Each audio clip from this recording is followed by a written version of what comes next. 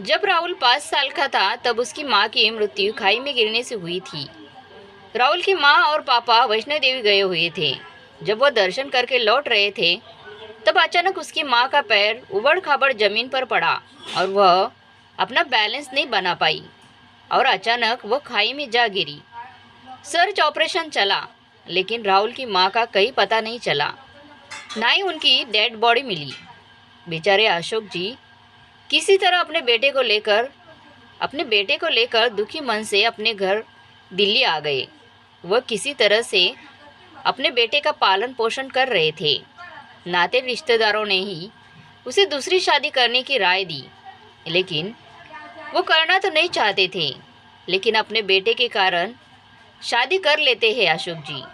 अशोक जी की नई पत्नी आई कुछ दिनों तक तो वह राहुल के साथ अच्छे से पेश आई।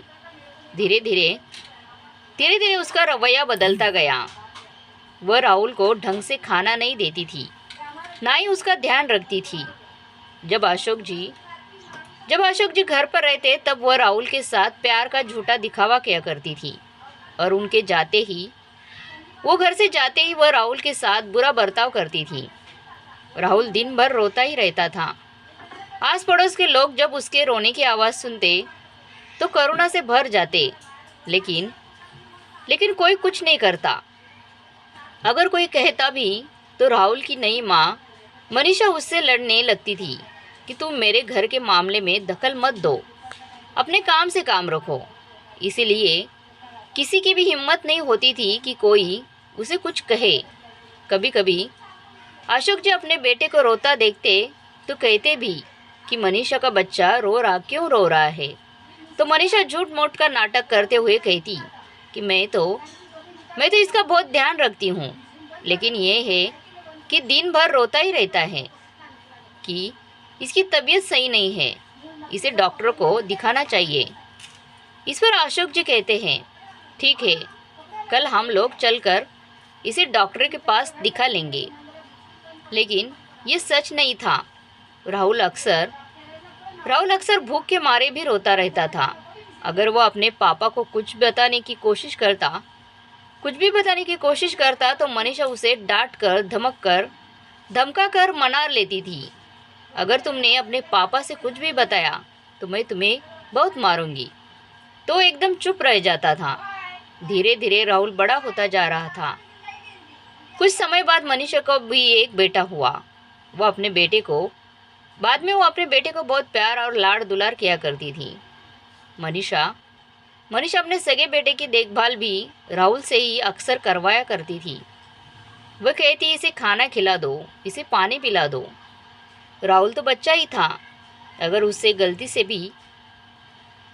भी कोई गलती हो जाए तो मनीषा उसे मारने में बिल्कुल नहीं चूकती थी।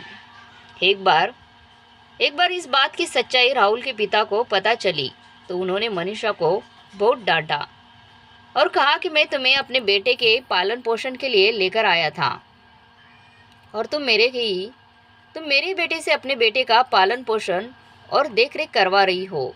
तुम्हें शर्म आनी चाहिए। ये बात मनीषा को बिल्कुल पसंद नहीं आई। इसका बदला वो अपने पति से लेना चाहती थी। इसलिए वो अपने भाई के साथ मिलकर एक डॉक्टर के पास गई और उसने डॉक्टर के पास से अपने पति को धीरे धीरे पागल करने की दवाई ले ली। अब वो आए दिन अपने पति के दूध में दवाई मिलाकर देने लगी। धीरे धीरे अशोक जी का व्यवहार और रवैया बदलने लगा। उनका मानसिक संतुलन बिगड़ रहा था। वो बेवजह से ही चीखते चिल्लाते रहते थे। कुछ समय बाद उनका मानसिक संतुलन पूरी तरह से खराब हो गया। वो अपने बेटों को और पत्नी को नुकसान पहुंचाने की कोशिश करने लगे। इस बात का फ़ायदा उसकी पत्नी ने उठाया और उसे एक कबाड़ वाले कमरे में हमेशा बंद करके रखती थी वो, और खाना एक छोटी सी खिड़की से ही अपने पति को दे देती थी। अब तो मनीषा की खुशी का ठिकाना नहीं था, क्योंकि वो अब अपनी मर्जी की मालिक थी। मर्जी से सब कुछ किया करती थी। उनके दोनों बेटे पढ़ लिख कर बड़े हो गए, लेकिन मनीषा को यह नहीं पता था कि अशोक जी की सारी जायदाद राहुल के बड़े होने पर उसी को मिल जाएगी। जब वो 21 साल का हुआ तो सारी जायदाद राहुल के नाम हो गई। ये बात जब किसी तरह से मनीषा को पता चली तो उसकी हैरानी का ठिकाना नहीं रहा। अब वो अपने सौतेले बेटे से ज़मीन लेने का प्लान बनाने लगी कि किसी तरह से वो धोखे से राहुल से सादे कागज़ पर साइन करवा ले और वो जायदाद की पूरी मालकिन बन जाए। वह अब राहुल के साथ अच्छे से पेश आती थी ताकि उसे कुछ शक ना हो। मनीषा राहुल के साथ प्यार से बात करती थी और उसका ख्याल रखती थी। अब राहुल को लगने लगा कि शायद उसकी माँ का रवैया बदल गया है और वो भी अपनी सौतेली माँ पर आंख बंद करके विश्वास करने लगा। एक दिन मनीषा और उसका सगा बेटा शोभित एक प्लान बनाते हैं। जब राहुल किसी काम के सिलसिले में बाहर जा रहा था, मनीषा ने कहा, बेटा मैं एक बैंक में एफडी करवाना चाहती हूँ और उसमें नॉमिनी के तौर पर तुम्हारा नाम डलवाना चाहती हूँ मैं, इसीलिए तुम इस कागज़ पर साइन कर दो ताकि मैं बैंक की सारी कार्रवाई पूरी कर सकूँ। राहुल को जल्दी थी तो उसने कहा कि माँ मैं लौट कर आने के बाद आराम से साइन कर दूँगा। लेकिन मनीषा ने कहा कि बेटा 1 मिनट की तो बात है, साइन कर दो और उसके बाद तुम चले जाना। राहुल को जल्दी थी इसलिए बिना सोचे समझे कोरे कागज़ पर साइन करके वो वहाँ से चला गया। अब सारी ज़मीन और जायदाद मनीषा के नाम हो चुकी थी। वो मनी मन बहुत खुश हो रही थी। जब राहुल घर वापस लौट कर आया तो उसने राहुल को घर में घुसने तक नहीं दिया। ये कहा कि तुम्हारा इस घर पर कोई हक नहीं है, अब ये ज़मीन और जायदाद घर सब मेरा और मेरे बेटे का हक है इस पर। ये सुनकर राहुल एकदम हैरान रह गया। उसे यकीन नहीं हो रहा था कि उसकी सौतेली माँ उसके साथ ऐसा गलत कर सकती है। उसे तो लगता था कि माँ तो माँ होती है, चाहे सगी हो या सौतेली। बेचारा राहुल वहाँ से मुंबई चला गया। उसे वैसे भी एक्टिंग का बहुत शौक था, इसलिए वो अपने एक्टिंग का शौक पूरा करने में लग गया। उधर दूसरी तरफ कुछ समय बाद मनीषा का सगा बेटा अपनी माँ को धोखा देकर सारी ज़मीन और जायदाद बेचकर अमेरिका चला गया और वहीं रहने लगा। उसे अपनी माँ की बिल्कुल भी फिक्र नहीं थी और इधर मनीषा की हालत दिन ब दिन बिगड़ती जा रही थी। अब उसे रह रहकर अपने किए हुए कर्म का पश्चाताप हो रहा था। उधर दूसरी तरफ उसके पति अशोक जी का इलाज ना होने के कारण वो इस दुनिया से चले गए। मनीषा का अब कोई सहारा नहीं रहा था। वह दूसरों के घरों में काम करके जीवन बिता रही थी। कुछ समय बाद जब राहुल जब अपने एक्टिंग की दुनिया में फेमस हो गया तो अपने शहर आया जहाँ वो रहा करता था। वहाँ जाकर उसे पता चला कि उसका सौतेले भाई अपनी माँ को धोखा देकर जमीन जायदाद घर बेचकर अमेरिका चला गया है और माँ का भी कोई पता नहीं था कि कहाँ है वो। अपनी कार से वो जा रहा था कि एक बूढ़ी औरत उसकी गाड़ी के आगे आ गई। तुरंत ही राहुल ने गाड़ी रोक दी और वो बाहर निकलकर देखा, वो तो उसकी माँ मनीषा ही थी। उसकी ऐसी हालत देखकर वो एकदम से घबरा गया और माँ को घर ले आया। जब वो ये बात शोभित को पता चली कि उसका भाई बहुत बड़ा एक्टर बन गया है तो अपने भाई से फ़ायदा उठाने के लिए इंडिया वापस आ गया, क्योंकि सारा पैसा एक लड़की ने धोखे से अपने नाम पर जमा करवा लिया था, जिसके प्यार में शोभित पागल हुआ था। वही अब उसे छोड़कर जा चुकी थी। शोभित राहुल के घर जा पहुंचा और उसे गिड़गिड़ाते हुए कहता है, भैया मुझे माफ़ कर दो, मैंने आपके साथ बहुत गलत किया। शायद इसी कर्मों की सज़ा भुगत रहा हूँ मैं। माँ बहुत बीमार है, उनके इलाज के लिए मैंने अपना सब कुछ भेज दिया। उनकी किडनी खराब हो गई है, डॉक्टर ने 10 लाख रुपए मांगे हैं। राहुल इस झूठ को सुनकर बहुत ही हैरान हुआ और शोभित के कंधे पर हाथ रखते हुए बोला, भाई बहुत दुख हुआ माँ के बारे में सुनकर, तुम और चिंता मत करो, माँ अब बिल्कुल ठीक है। इतना कहकर राहुल मुस्कुराने लगा। राहुल को मुस्कुराता हुआ देख शोभित हैरानी से उसको तरफ देखने लगा। अभी वो हैरानी से उसे देख ही रहा था कि कुछ देर बाद मनीषा जी अपनी चमचमाती हुई गाड़ी से उतरकर 2 बॉडीगार्ड, उसमें से एक बॉडीगार्ड जिसने भागकर मनीषा जी की कार का दरवाज़ा खोला, वो अपने बंगले के अंदर गई तो माँ को सामने देखकर शोभित की अपनी आंखों पर का विश्वास ही नहीं हो रहा था। जिस माँ को वो 2 साल पहले मरने के लिए घर में छोड़ कर गया था। वो सोचने पर मजबूर हो गया कि उसकी माँ जिंदा है और आज वो इतने बड़े पद पर है कि उसके आगे पीछे बॉडीगार्ड की लाइन लगी है। उसने तो सोचा था कि माँ अब तक मर गई होगी और राहुल से वह झूठ बोलकर माँ के इलाज के नाम पर पैसे ऐंठ लेगा। राहुल शोभित के चेहरे की उड़ी हवाइयाँ देखकर अंदर ही अंदर मुस्कुरा रहा था। बात कुछ समय की पहले की थी। मनीषा जो अपने छोटे से कमरे के बाहर बैठी हुई थी, उसकी बूढ़ी आंखें सामने दे रही रास्ते को देख रही थी। उसके पास के घर में रहने वाला एक लड़का एक हीरो के बारे में बात कर रहा था। राहुल का नाम सुनते ही मनीषा जी चौंक गई। वो उठकर उस ओर चल पड़ी जहाँ से लड़के के बोलने की आवाज़ आ रही थी। अब उसकी बूढ़ी आंखों की रोशनी भी कम हो गई थी। उसको देखते ही पड़ोस के लड़के ने कहा, मनीषा ताई, तुम्हारा सौतेला बेटा एक्टर बन गया है। वो बहुत बड़ा आदमी बन गया है। और लड़के ने बताया कुछ समय पहले उसका इंटरव्यू था। जब उससे पूछा गया कि तुम्हारे यहाँ पहुँचने के पीछे किसका हाथ है, तो उसने तुम्हारा नाम लिया। उसने बताया कि मैं यहाँ अपनी मनीषा माँ के आशीर्वाद से पहुँचा हूँ। एक तुम थी जिसने धोखे से उसका सब कुछ छीन कर अपने सगे बेटे को दिया। तुम्हारा सगा बेटा सब कुछ बेचकर तुम्हें यहाँ अकेले छोड़कर विदेश चला गया। अब तुम्हारी सुध भी नहीं लेता है। एक राहुल है जिसने तुम्हें धोखाधड़ी को भूलकर तुम्हें अपनी तरक्की का कारण बताया। पड़ोस के लड़के ने कहा तो मनीषा की आंखें शर्म से झुक गई और उसके चेहरे पर एक दर्द भरी मुस्कुराहट फैल गई और मनीषा वही बैठ गई और वह अपने सौतेले बेटे को याद करके रोने लगी। बीती बातें याद करने लगी। मनीषा की शादी एक बेटा के बाप से हुई थी। जब मनीषा शादी करके इस घर में आई तो उसका सौतेला बेटा राहुल उसके पास आकर बोला, माँ आप बहुत अच्छी हैं, बहुत प्यारी हैं, मैं आपसे बहुत प्यार करता हूँ, आप भी मुझे प्यार करेंगी ना। राहुल की बात सुनकर मनीषा ने दिखावे के लिए कह दिया कि उसे प्यार करेगी, पर वह राहुल को पसंद नहीं करती थी।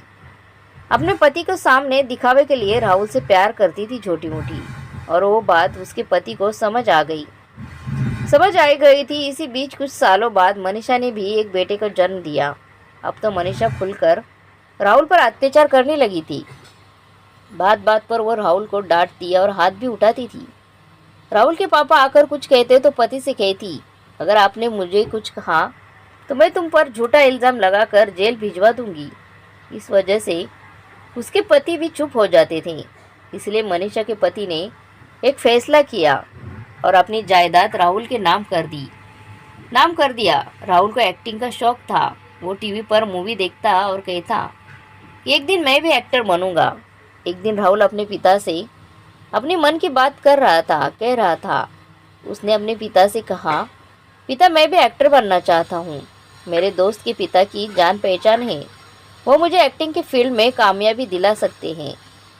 तो ठीक है, इसमें इतना सोचने की क्या बात है, तुम उनसे कहकर अपना काम करवा लो। राहुल के पिताजी ने मुस्कुराते हुए कहा, लेकिन पिताजी एक समस्या है, इसके लिए मुझे मुंबई जाना पड़ेगा।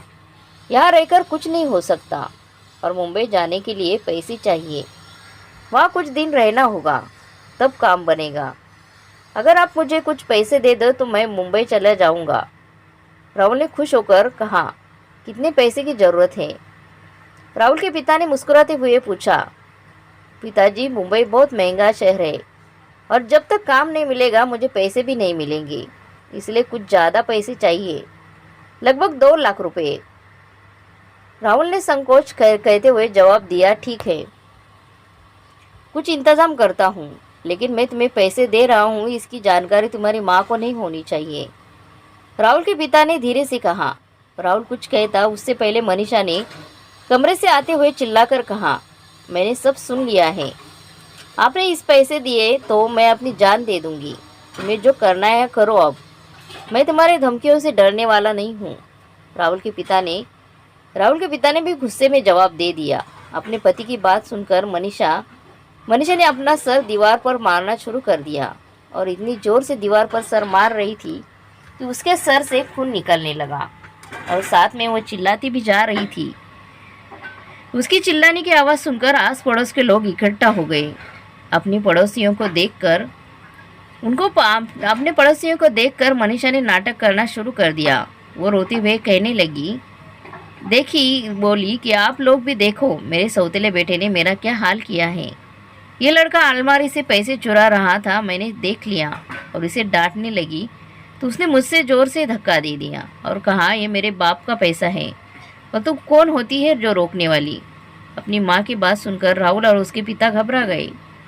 आस पड़ोस के लोगों को भी मनीषा की बातों पर विश्वास नहीं था, लेकिन उसके सर पर जो चोट लगी थी उसे देखकर तो ऐसा ही लग रहा था कि किसी ने उसका सर दीवार पर टकरा दिया है। कोई खुद तो अपना सर दीवार पर नहीं मारेगा ना। तो पर यह कोई नहीं जानता था कि मनीषा नाटक कर रही थी। मनीषा ने पुलिस बुलाने की बात कही तो उसके पति ने कहा कि वह पुलिस को ना बुलाए, वो वही करेगा जो वह कहेगी। कुछ समय बाद वह अपने भाई के साथ मिलकर अपने पति को पागल होने की दवाई खिला रही थी। धीरे धीरे अशोक जी पागल होते चले गए। एक दिन ऐसा है कि वह इस दुनिया को छोड़कर चल बसे थे। अब तो राहुल बिल्कुल अकेला हो गया था और आए दिन वह अपनी सौतेली माँ का अत्याचार बर्दाश्त करके इस घर में पड़ा रहता था। पर वह अपनी सौतेली माँ का बहुत सम्मान करता था। वो सोचता किसी न किसी दिन माँ उसे अपना लेगी, लेकिन ऐसा हुआ ही नहीं। इसी बीच एक दिन जब मनीषा को पता चला कि उसके पति ने अपनी जायदाद राहुल के नाम कर दी है तो वो गुस्से से आग बबूला हो गई। फिर उसने एक चाल चली और राहुल के साथ अच्छा व्यवहार करने लगी। उधर राहुल को लगने लगा कि उसकी माँ बदल गई है और मनीषा की हर बात आंख बंद कर वो मानने लगा। इसी का फायदा वो उठाने लगी थी। अपनी सौतेली माँ की चाल को राहुल समझ नहीं सका। वो तो बचपन से ही माँ के प्यार के लिए तरसता रहा था, इसलिए वो मनीषा के प्यार को सच मान बैठा। जब मनीषा ने राहुल को अपने गले से लगाया तो शोभित अपनी माँ से चिढ़ गया और उसने गुस्से में अपनी माँ की ओर देखा। तभी मनीषा ने कुछ इशारा किया जिसे शोभित समझ गया और वो भी अपने भाई राहुल से माफ़ी मांगने लगा।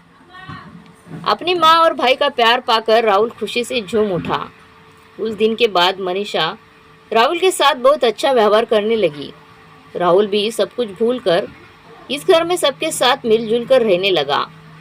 थोड़े दिनों में ही मनीषा ने राहुल के मन में अपने लिए विश्वास पैदा कर लिया। एक साल का समय बीत गया। अब तक राहुल मनीषा पर आंख बंद कर विश्वास करने लगा था। इसी का लाभ उठाकर एक दिन मनीषा ने राहुल से सादे कागज पर साइन करवा लिए। मनीषा अपनी एफडी खुलवाने के लिए बैंक में जा रही थी और राहुल को भी किसी काम के लिए बाहर जाना था। तब मनीषा ने राहुल से कहा, बेटा मैं बैंक में एफडी खुलवाना चाहती हूँ और उस पर तुम्हारे नॉमिनी डलवानी चाहती हूँ मैं, इसलिए तुम्हारे साइन चाहिए थे। बैंक वाले फॉर्म पर तुम्हारा साइन मांगेंगे तो मेरे साथ होगा, नहीं फिर मेरी एफडी कैसी खुलेगी। माँ शोभित साइन कर देगा, मेरा जाना जरूरी है। राहुल ने कहा, मेरे एफडी पर नॉमिनी तुम्हारी होगी तो साइन करेगा, अगर तेरा जाना जरूरी ना हो तो आज रुक जाओ। मनीषा ने दुखी होने का नाटक करते हुए कहा, मेरा जाना जरूरी है माँ, तभी जा रहा हूँ ना। राहुल ने परेशानी भरे स्वर में कहा, माँ अगर भैया का जाना जरूरी है तो उनसे पेपर पर साइन ले तो। तभी राहुल ने कहा, हाँ मैं पेपर पर साइन कर दे रहा हूँ, आप वही कागज़ वहाँ जमा करवा लेना, उस पर जो लिखना होगा मेरी तरफ से शोभित लिख देना। इतना कहकर राहुल ने ये सादे पेपर पर साइन कर दिया। मनीषा और शोभित ही चाहते थे। आज उनकी चाल कामयाब हो गई थी। दूसरे दिन जब राहुल शहर से लौटकर आया तो घर का माहौल बदला हुआ था। उसके घर में घुसते ही मनीषा और शोभित ने अपना असली रूप दिखाया और राहुल को अपमानित करते हुए घर से निकल जाने के लिए कहा, माँ ये आप क्या कह रही हो, आपको क्या हो गया है, ये मेरा घर मेरा भी तो है और आप मुझे इस घर से जाने के लिए कह रही है। ये घर तुम्हारा था, अब नहीं है तुम्हारा, तुमने सारी जायदाद हमारे नाम कर दी है, इसलिए इस घर और दौलत पर तुम्हारा अभी कोई अधिकार नहीं है। अगर तुम घर छोड़कर नहीं गए तो मैं तुम्हें कोई गलत इल्ज़ाम लगाकर तुम्हें जेल भिजवा दूंगी। अगर तुम जेल नहीं जाना चाहते हो तो ये घर छोड़कर चले जाओ। मनीषा की बात सुनकर राहुल के पैरों तले जमीन खिसक गई और समझ गया कि वो अब माँ से कुछ भी नहीं कहना सुनना बेकार है। उसने अपने कपड़े लिए और घर से जाने लगा। जाने से पहले उसने मनीषा की ओर देखा और कहा, माँ, आज अपने माँ बेटे के रिश्ते के दौलत के तराजू में ताला है। एक दिन यही दौलत में छोड़कर चली जाएगी। इतना कहकर राहुल घर से बाहर निकल गया। उसके बाद वो कहाँ गया किसी को कुछ पता नहीं चला। इधर राहुल की दौलत पाकर शोभित और मनीषा जी बहुत खुश थे। अब शोभित ऊंचे ऊंचे ख्वाब देखने लगा। उसने हम अपने माँ से विदेश जाकर पढ़ाई करने की बात की। अपने बेटे के प्यार में अंधी मनीषा ने उसे विदेश पढ़ने के लिए भेज दिया। शोभित को विदेश भेजने के लिए उसने अपनी कुछ जमीन बेच दी। शोभित पैसों को लेकर अमेरिका चला गया और 4 साल वहाँ रहा।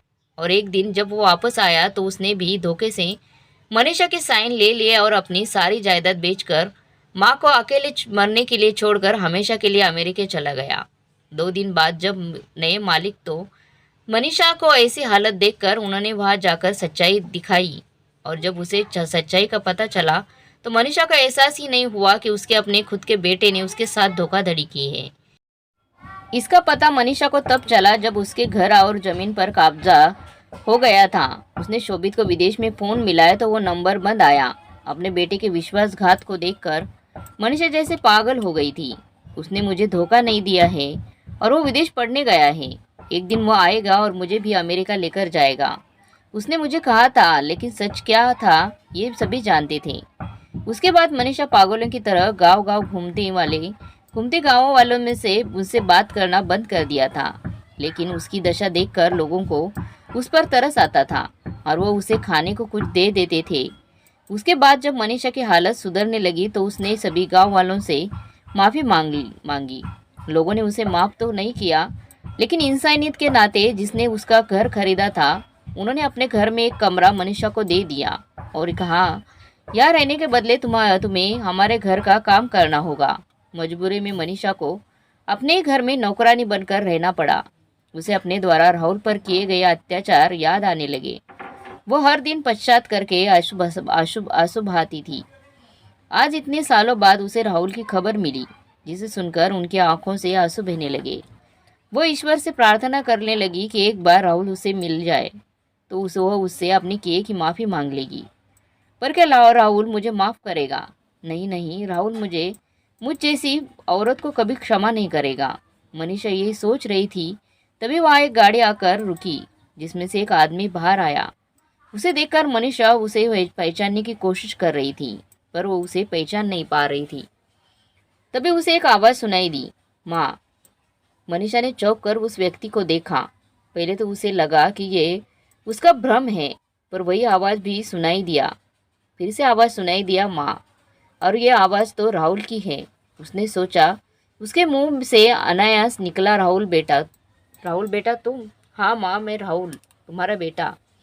मैं आपको लेने आया हूँ। आप मेरे साथ अपने घर चलिए। अब मैं आपको यहाँ नहीं रहने दूंगा। राहुल ने मनीषा के पास बैठकर कहा, राहुल भैया आप इन्हें इनके साथ लेकर जाएंगे जिन्होंने आपके साथ धोखा किया था। ये तो आपकी सगी नहीं सौतीली माँ है। पड़ोस वाले लड़के मोहन ने कहा, मोहन, माँ सिर्फ माँ होती है, सगी या सौतीली नहीं। राहुल की बात सुनकर मनीषा की आंखों में उसके लिए वात्सल्य का सागर उमड़ पड़ा और आज पहली बार उसने सच्चे मन से राहुल को बेटा कहकर अपने सीने से लगा लिया। उसने अपनी माँ को बताया कि वह एक बहुत बड़ा एक्टर बन गया है। अब उसके पास धन दौलत की कुछ भी कमी नहीं थी। वह इस घर से खाली हाथ गया था और आज कितना अमीर बन गया था। और दूसरी तरफ मनीषा, जिसने राहुल का सब कुछ छीन लिया था, आज एक एक पैसे के लिए मोहताज बन गई थी। मनीषा ने राहुल से अपने कर्मों के लिए माफ़ी मांगने लगी। राहुल ने मनीषा से कहा, अपनी माँ से कहा कि नहीं माँ, आप मेरी माँ हैं। माँ का हाथ आशीर्वाद देने के लिए उठना चाहिए, माफ़ी मांगने के लिए नहीं। राहुल की बात सुनकर मनीषा फूट फूट कर रो पड़ी। राहुल अपनी सौतीली माँ को लेकर अपने घर आ गया। वहाँ उसकी पत्नी और दोनों बच्चों ने मनीषा जी का स्वागत किया। अब मनीषा राहुल के घर में खुशी खुशी रहने लगी। मनीषा अब बदल चुकी थी। वह राहुल के सामने जाने में संकोच करती। उसे अपने किए पाप याद आते थे, लेकिन राहुल उन बातों को भूल गया था। अब मनीषा के बुरे दिन खुशियों में बदल गए थे। मनीषा ने अपनी गलती का पछतावा करने के लिए एक अनाथ आश्रम में जुड़ गई। और उनकी मदद किया करती थी वो वहाँ पे। वो कुछ ही दिनों में इतनी प्रसिद्ध हो गई कि बच्चा बच्चा उन्हें मनीषा माँ के नाम से पुकारने लगा। सरकार ने उनके काम को देखकर कई बार सम्मानित किया। मनीषा की मनीषा जी की वैल्यू बढ़ गई थी। क्या पुलिस वाले और क्या दूसरे बड़े बड़े सब लोग उनके आगे अपना सर झुकाते थे। और ये सब उनके बेटे बहू की वजह से हुआ था, जिन्होंने आगे बढ़कर मनीषा जी का साथ दिया, इन्हें इस काम के लिए प्रेरित किया। उधर शोभित माँ धोखा देकर विदेश चला गया। वहाँ उसने एक विदेशी औरत से विवाह किया। वो धोखेबाज निकली। उसने शोभित की दौलत अपने नाम करवा कर शोभित को छोड़कर दूसरे आदमी के साथ चली गई। इसी गम में शोभित शराब पीने लगा और कुछ दिनों बाद वो पैसे का मोहताज हो गया। तब उसके एक दोस्त ने मदद की और उसे भारत भेज दिया।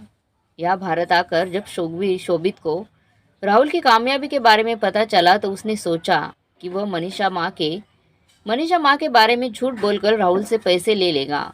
लेकिन उसे ये पता नहीं था कि उसकी माँ राहुल के पास ही रहती है। एक दिन शाम को जब राहुल अपने परिवार के साथ बाहर बरामदे में बैठा था तो वॉचमैन ने आकर बताया कि कोई शोभित नाम का आदमी मिलने आया है। राहुल ने शोभित को अंदर बुलाया। शोभित की हालत बहुत बुरी थी। वह फटे पुराने कपड़े पहनकर आया था। राहुल के सामने आकर रोने लगा और उसने रोते रोते कहा, भैया मुझे और मेरे माँ को माफ़ कर दीजिए। माँ बहुत बीमार है, उनकी किडनी खराब हो गई है। उनके इलाज के लिए मैंने सब कुछ बेच दिया, पर माँ ठीक नहीं हुई। अभी कुछ दिनों तक उनका इलाज चलेगा। उसमें 20 लाख रुपए की ज़रूरत है। आप मुझे पैसे दे दीजिए। जब मेरे पास पैसे आएंगे मैं आपको वापस कर दूंगा। राहुल शोभित के इस झूठ को सुनकर हैरान रह गया। तभी वहाँ मनीषा आ गई। शोभित अपने सामने अपनी माँ को देखकर घबरा गया। मनीषा ने गुस्से में शोभित को देखा और फिर आगे बढ़कर शोभित के गाल पर एक जोरदार थप्पड़ मार दिया और गुस्से में बोली, तू इतना नीचे गिर गया, अपने भाई से झूठ बोलकर पैसे मांग रहा है। मैं अभी जिंदा हूँ और स्वस्थ हूँ और तुम मुझे बीमार साबित कर राहुल से पैसे मांग रहे हो। तुम्हें पैसे नहीं मिलेंगे। तूने मेरे साथ धोखा किया है और सब कुछ चोरी से बेचकर मुझे भिखारी बनाकर विदेश चल गए। और आज जब तुम अपना सब कुछ लूट चुके हो तो राहुल के पैसे मांगने चले आए। राहुल तुम्हें पैसे नहीं देगा। अगर वो देना भी चाहेगा तो मैं देने नहीं दूंगी। तू इस घर से निकल जा। मैं तुझे कभी माफ़ नहीं करूंगी। तेरे ही कारण मुझे दूसरों के घरों में नौकरानी बनकर काम करना पड़ा। भगवान तेरी जैसी औलाद किसी दुश्मन को भी ना दे। इतना कहकर मनीषा जी ने गुस्से में शोभित को घर से निकाल दिया। फिर वो राहुल से बोली, राहुल, अगर तू सच में मुझे अपनी माँ समझता है तो तू शोभित को पैसे नहीं देगा और ना ही उसे माफ़ करेगा। ये मेरा आदेश है। इतना कहकर मनीषा जी बिना शोभित की और देख के अंदर चली गई। जैसे वह शोभित को पहचानती ही नहीं हो। अपनी माँ की बात सुनकर राहुल ने शोभित की ओर देखा और गुस्सा हुए कहा, शोभित, तुम यहाँ से चले जाओ। मैं तुम्हारी कोई मदद नहीं कर सकता हूँ। ऐसा करने के लिए मेरी माँ ने मुझसे कहा है। आज के बाद मेरे घर आने की कोशिश भी मत करना, वरना मुझे पुलिस की सहायता लेनी पड़ेगी, जो तुम्हारे लिए अच्छा नहीं होगा। इतना कहकर राहुल ने वॉचमैन से कहा, मैं इस आदमी को नहीं जानता हूँ। आज के बाद अगर यह आदमी मेरे घर के आसपास भी दिखाई दिया तो इसे पुलिस के हवाले कर देना। इतना कहकर राहुल घर के अंदर चला गया। शोभित आश्चर्यचकित होकर राहुल को जाते हुए देखता ही रह गया। तो दोस्तों, हमेशा बुरे कर्म का बुरा ही नतीजा होता है। इसलिए हमें भूलकर भी किसी के साथ भी गलत बर्ताव नहीं करना चाहिए, वरना हमें बाद में इतना भुगतान करना पड़ता है जैसे शोभित ने भुगता था, जिसने अपने खुद के माँ को ही धोखा दिया था। और वो माँ ने ही राहुल को धोखा देकर भी राहुल ने अच्छे कर्म ही किए थे। तो आपको राहुल के बारे में और एक कथा के बारे में क्या कहना है, कमेंट बॉक्स में ज़रूर बताना। और ये कहानी अच्छी लगी तो लाइक शेयर सब्सक्राइब जरूर कीजिए।